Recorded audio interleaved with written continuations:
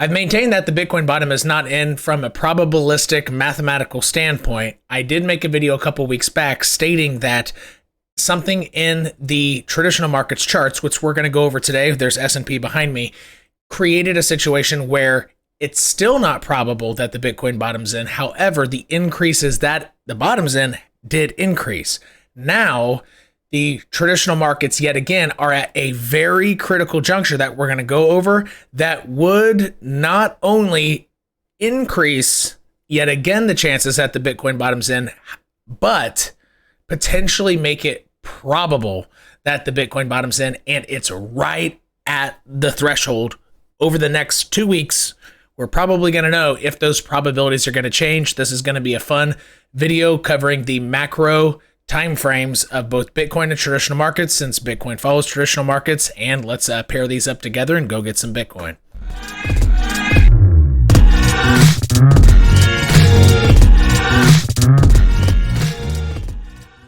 We're going to start off with S&P.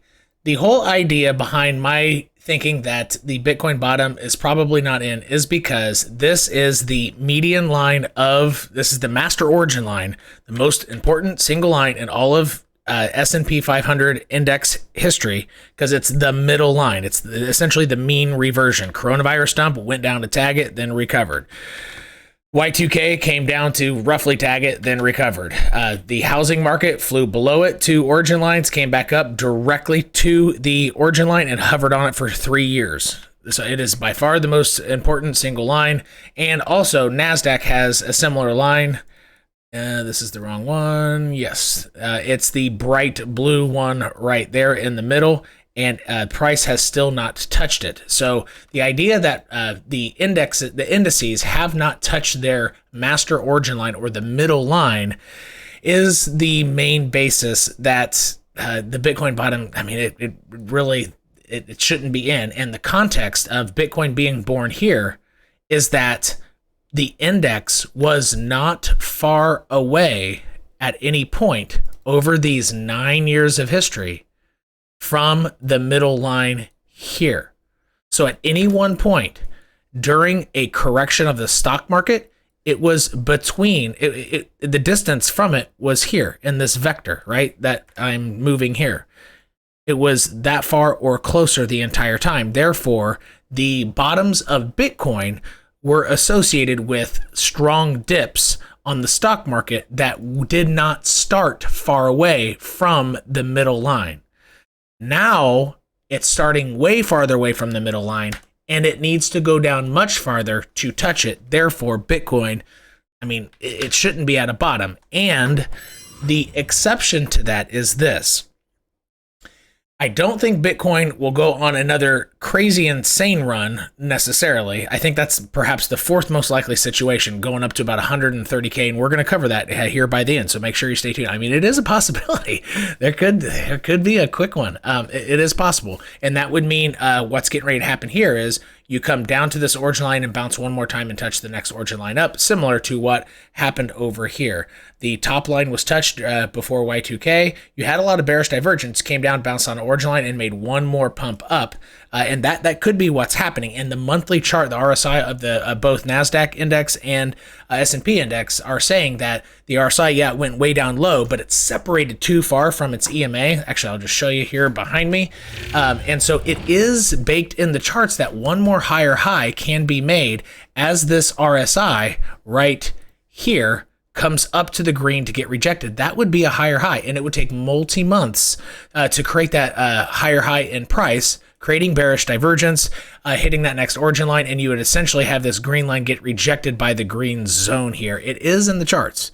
I mean, it could happen because it did. So see this white EMA, the green separated pretty far from it, and as it comes back to touch it, which it always does touch it at some point, it's a question of when, not if, it would potentially overpass it, it would overshoot it and get rejected by this green line instead, and that would create a situation on Bitcoin where I don't necessarily think going up to 125, 130K would be the most probable, but it could create a situation where it's a standalone mini cycle, just like 2019 to 2020.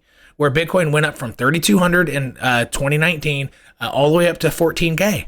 And then over a 550 days during that process of going up to 14K, then it dived back down to 4K and made a macro higher low as altcoins made their ultimate low, but it took 500 days.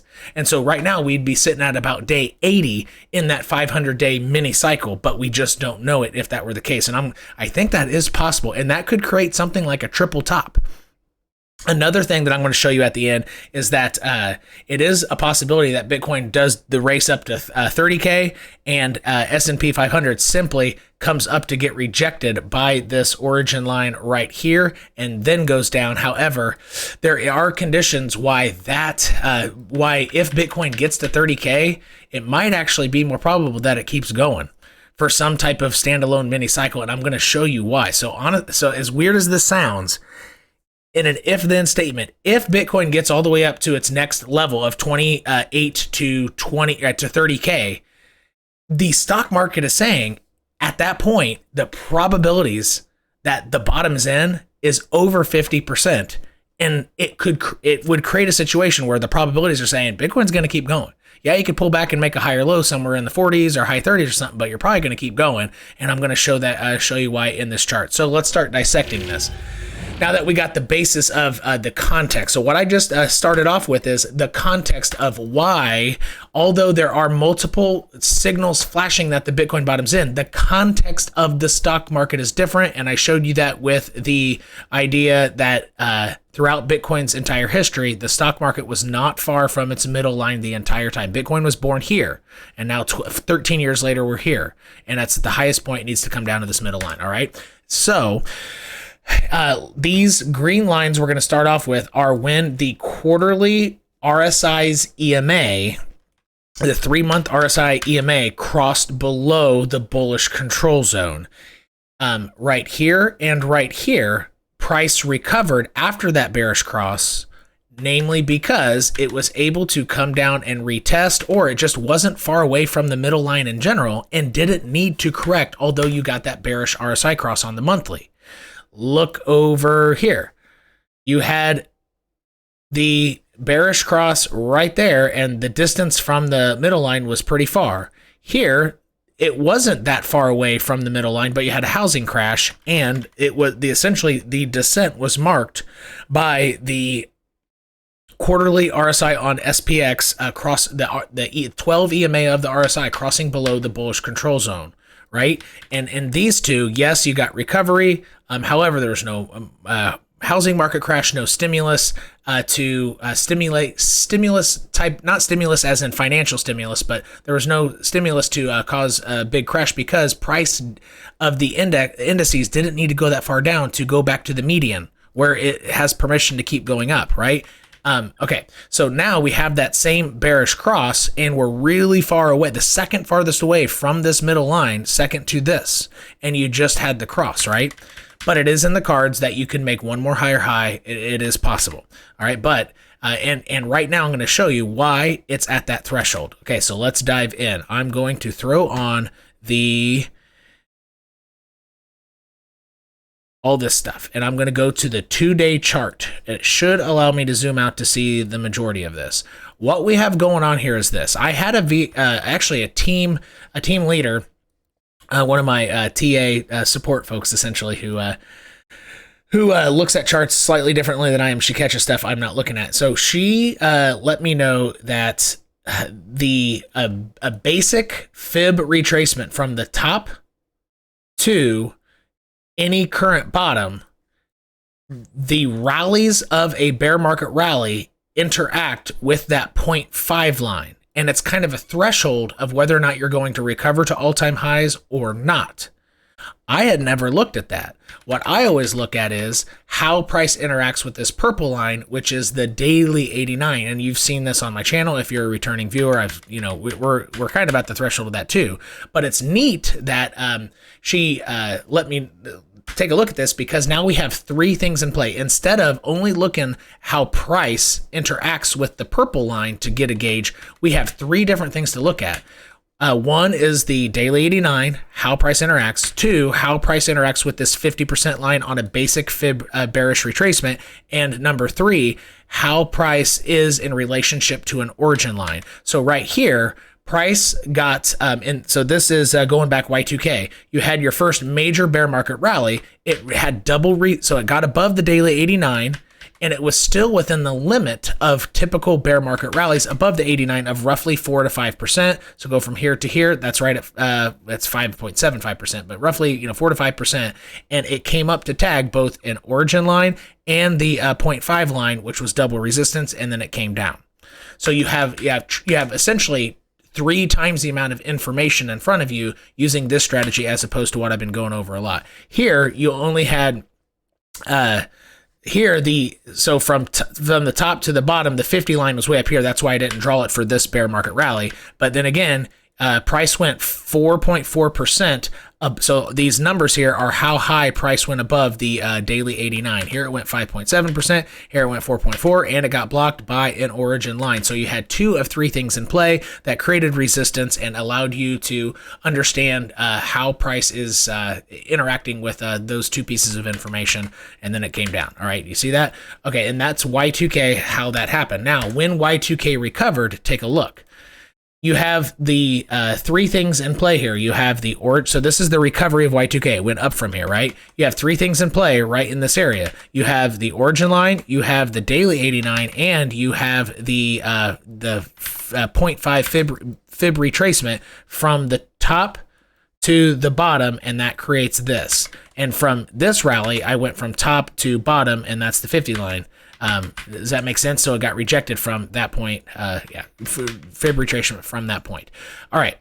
You can see here, though, that when price got to the 50 line, it was well above the daily 89. So I had to race a long way to get to the other 2 of 3 pieces of information that were the 0.5 fib retracement and the origin line.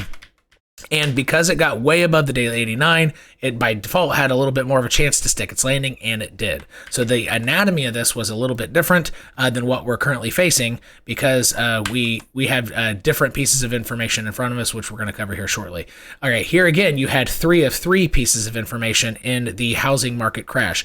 On your first bear market rally, the fib retracement from here to here, the 50 line, price interacted heavily with 2 of the 3 things. It went 4.7% above the daily 89, which is the purple line, and it didn't quite get up to this, but it had essentially double resistance from the 0.5 fib retracement, resistance here. It didn't quite get the origin line and went back down. All right, and so the basic rule of thumb is, if you can both use the daily 89, so the stars are where the daily 89 has been used as support. If you can check mark the daily 89 being used as support, all right, and you can close a daily candle or a weekly candle, whatever, even a daily candle above the fib retracement, you have an increased chance of then getting back if the next origin line up and then continuing the rally up. That's kind of how I'm using these 3 pieces of information. But the chance of staying above the 0.5 fib retracement and the daily 89, so 2 of those 3 pieces of information, in order to do that, 100% of time, price has used the daily 89 as support. 100% throughout all of history of the index here. All right, so so this wasn't like a crash, but this was the fib retracement. So price went above the fib retracement, went 6.2% above the daily 89, and then used the daily 89 as support, which then increased the chances at the 3rd piece of information, which is the origin line, that it was going to go above and stick its landing, which it did right there. Does that make sense? And the key here is the daily 89 as support, as opposed to just running away a larger percentage from the daily 89. It's all about using it as support and being above both the 0.5 and the daily 89, which gives you the chance to get above the 3rd, typically final obstacle, which is the next origin line up. All right. So this is essentially the anatomy of this. And here, once again, you had a fairly big dip. A fairly big dip. You went 4.5% above the daily 89, made a lower low, came above the daily 89, used it as support, and then you were able to get above the origin line and rock and roll from there. All right. So, and once again, the same type of thing. A fairly aggressive bear market. Price got rejected from the daily 89, and this is in 2018. Rejected from the daily 89. And then it came raced up above, so it crossed 2 of 3 pieces of information immediately, which is the daily 89 and the 0.5 fib. So, but what happened there is it immediately used it as support on a 2-day candle basis, which then allowed it to have a better increased chance of getting continuation to the upside. And this is the key. Used it as support. It came down. So, and once again, so this was coronavirus. It came raced up above the fib line, which in this case was under the daily 89, which is not the case in the current moment. Right now, the current case is this is above it, which we saw a few of those cases back there. But anyway, so you raced above the fib line, got rejected by the second piece of information, which is the daily 89.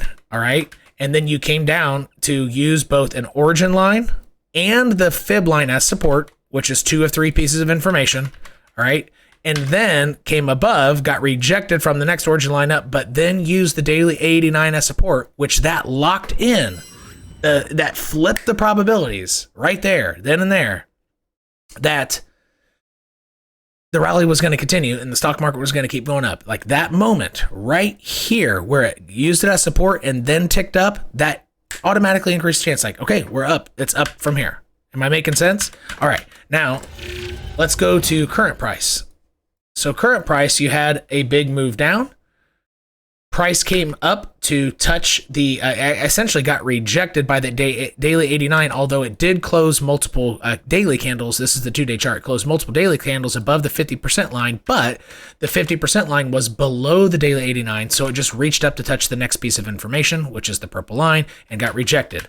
All right, here, it had all 3 pieces of information. You have an origin line, you have the daily 89, and you have the 0.5 fib line. So what price did here was it went 4.2% above the daily 89, which is about average. It's about roughly 4 to 5% in a bear market rally, which is what this was in retrospect or in hindsight. And when it came back to interact with the daily 89, the purple line, it did not use it as support, which is why there's no yellow star there. So it just kept going down, even though it had the chance right there to really do something big, because it could have gotten above all 3 pieces of information at once, and it couldn't do it. Are we seeing this? Okay. Now in this case is a little different. You have origin lines far away from current price. Current price is in the middle of origin line and origin line, and one origin line was used as support. So we technically only have 2 of 3 pieces of information right here. But these 2 of 3, which is the purple line and the 0.5 fib line, which is in white. So now we see that price has gotten 5.5% above the daily 89. All right. There's no immediate resistance from an origin line here. Okay. So if price can use this as support at some point in the future, then the chances of it getting continuing its rally and getting to this and getting back above this to rally to all-time highs, it automatically flips. Like the probabilities flip at that point. But the key thing hasn't happened yet, and it could take a little bit to happen, right? So there's been no time where you've had continuation when this purple line hasn't been used as support, and it hasn't happened yet. It has not been used as support. It just blew past it. So the stock market doesn't necessarily, or this index doesn't necessarily have to come down for a big correction, taking Bitcoin to 20K before it then bounces. It can go sideways as this curls up to touch it, and then it uses that support and blast off. And if that happens, Bitcoin could potentially move sideways for another month, right? For another month. But that's not necessarily what this video is about. This video is about the potential for a standalone cycle, or that which means the bottom is in for the previous cycle, and you're going to have a mini cycle with its own bottom, roughly 500, 600 days in the future, maybe only 400, but that's what we're taking a look at. So the key thing here is SPX in terms of figuring out, okay, like when do I start investing in altcoins and all that kind of stuff? Like when can I expect things to go up in crypto? Well, it's all riding on how does price of the SPX and technically Nasdaq as well. When is it gonna use this as support when it starts slowing down, moving sideways, or floating down, or correcting hard down? It can do either way, right? And so, but in this analysis, I'm not going to show you what Bitcoin will do in the 3 cases of the correction to the daily 89 in that case, but rather in the event of it does use it as support, or doesn't in general, just it does or doesn't, what is going to happen on Bitcoin? And there are 4 overall cases for this, but I cannot stress enough, over the next couple weeks, this is going to be the main thing, the main driver for getting a macro understanding of your overall crypto portfolio and how to take, investor type of action. This isn't going to be the best thing for trading, like immediate, small term time frame trading on leverage or anything, but from an investing standpoint and macro direction standpoint, which way am I bullish biased, or am I biased in the bullish sense or bearish sense? This is going to be key. Like even more important than Bitcoin price and dealing with its weekly 10 EMA. It is all about this. I can't stress that enough. And I hope you put the daily 89 on your SPX chart and take. So again, this is SPX. And again, this SPX chart closes. It closes over the weekend, and it closes at about 4:30 p.m. New York time, Monday through Friday. Right. So right now the chart's not moving, but this is the main thing to be looking at in terms of is the bottom in. All right, and it's going to happen fairly soon. Again, it could take another 30 days. It could. But this is the thing to be looking at. Now here, what I'm going to do now is I'm going to show you the 4 main fractals that essentially give the overall most bullish case for Bitcoin if the stock market can use this as support and rally on to new highs. I'll give you the 2 mid cases. One is a triple top, essentially. It's a perfect fractal, and the other 2 are a little bit sideways, and one is bearish, and that price could really tank. Actually, it's possible that price really accelerates down from here, especially if this line is not used as support. It's going to be really, really crucial. So let's dive in and take a look at what all the cases that can happen on Bitcoin here. All right.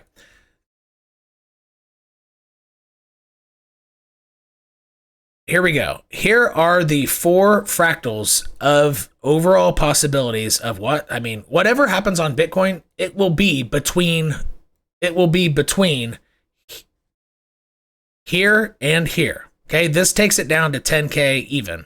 And you can see how I didn't stretch these fractals to make it fit my origin lines. I literally just took a raw fractal, and you can see how they interact very, very nicely with these origin lines. All right, so let's do them one at a time here. Take a look. And all of these would associate with the ways that here, let me make myself big.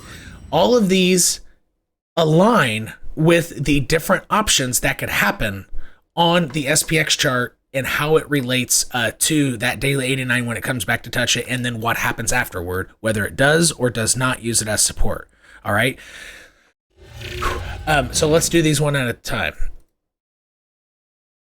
Okay, this is your standalone cycle that happened in 2019, where Bitcoin raced up at the time from 3,200 up to 14K. This would take you up to essentially a triple top or a new all-time high around 90K.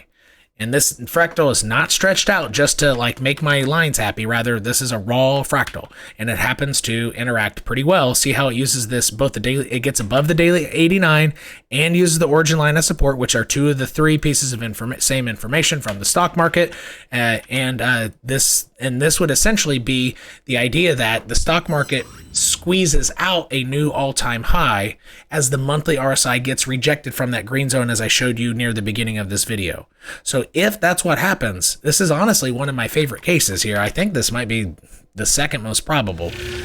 I mean, it is possible we have a standalone cycle where the bottom is in, and whatever happens after the next 500 days here, so from here to here, that's 430 days. It is possible that you get a new all-time low down here, closer to 14K or whatever, but it could be a macro higher low as well, just like what coronavirus created for Bitcoin, taking it down to about 4K, right? And yeah, so that would have Bitcoin going to 90K, and it plays with origin lines pretty neatly, and it would have its own bottom. Now I'm going to take this one off, and let's go to the next one. This one is from 2015. You can read it over at 2015 fractal. This is how things bottomed out. Price also was interacting with an origin line and the daily 89. It got above and then just floated on it, had one more. So look how much later this is. Look, this is almost a year later, 8 months later, it finally did its double bottom and then recovered from here. So this is also an option. So that would mean that, maybe not 100% technically, but just in general, this is the low, and you're about to have a double low sometime around a year in the future, and that could be around February of 2023. Making sense, or about 8 months in the future, early 2023. That's another fractal, and what that would mean is that in this case, let's go back to SPX. This is not one of my favorite cases because this would mean that SPX breaks the rule of going too far above the daily 89 without using as support. That would just mean it wants to touch this first and then comes down and then recovers around here, and it double bottoms as well. I don't really think that that is the best, most likely thing. I honestly think standalone cycle or bull market even, or crash down is more probable than the yellow case. I just don't see that happening because this would be something that's never happened before, which is possible. New things happening, I guess it's possible. However, it is a pretty 100% hit rate as of now, and so that's my least favorite. So this yellow fractal where we go, sideways essentially and double bottom early in 2023, it's my least favorite among the four. And I honestly think that a potential bull market from here and a standalone cycle are more probable than that. But what I also think is more probable than a year of sideways with the double bottom at about 17K or whatever. What's more problem than that is we go down to 10K from here. All right, especially if the stock market cannot use the daily 89 as support. So those are the reasons why I don't think that fractal is among the most probable among the four. All right, but it has happened before, right when Bitcoin price was interacting with the daily 89 and an origin line much lower than what its top had been. All right, so let's go to the next one. So we did the triple top already. We did the 25th. Okay, here we go. Bull run. I mean, this is possible.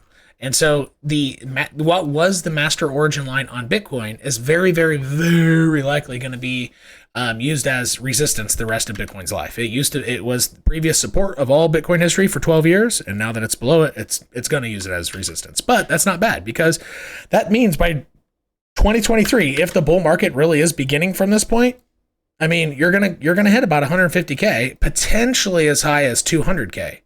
Using the previous master origin line, which was support, as resistance. That's not bad. That's not very far from now. That's less than a year. It's possible. This is not my favorite case. My two favorite cases, again, are actually this one which I haven't showed you, and the triple top. I think these are the most probable scenarios.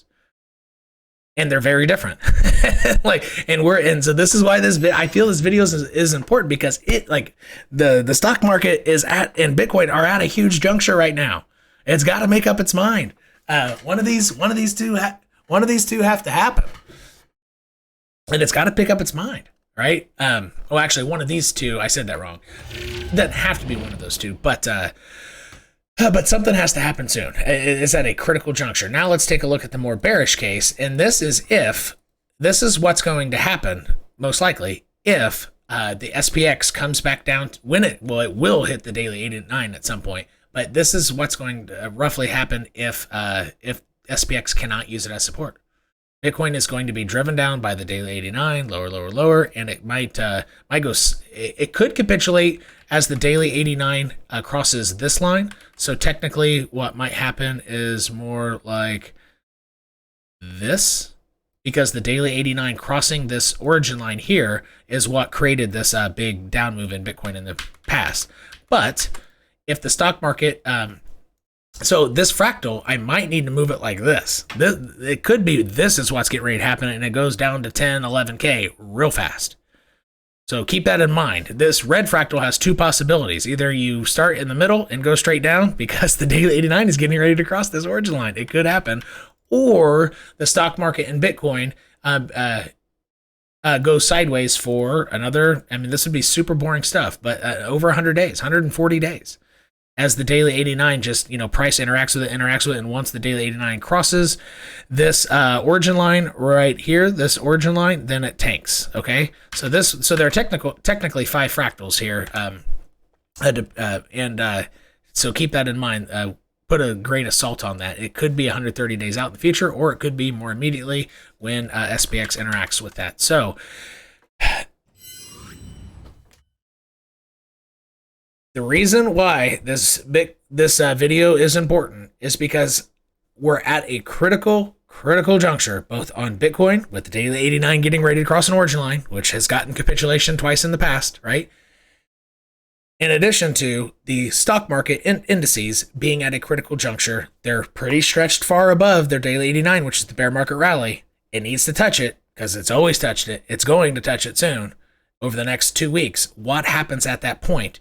And when we can see what's happening at that point and get a little bit of confirmation either way, either it bounces off or it doesn't use it as support, which you'd actually get confirmation a lot faster like that, then you're going to be able to make better, more investment, and in addition to trading decisions, but trading and investing decisions for your altcoin bags or when you're DCAing into Bitcoin or whatever you're doing. And I will keep YouTube updated on this matter, but that's what we're going to look at, and I will likely refer back to this video in the future. So hopefully you found this valuable and you understand how and why and when, but why this is a very critical juncture, both in the stock market and Bitcoin. You just got Timified Worldwide. Peace.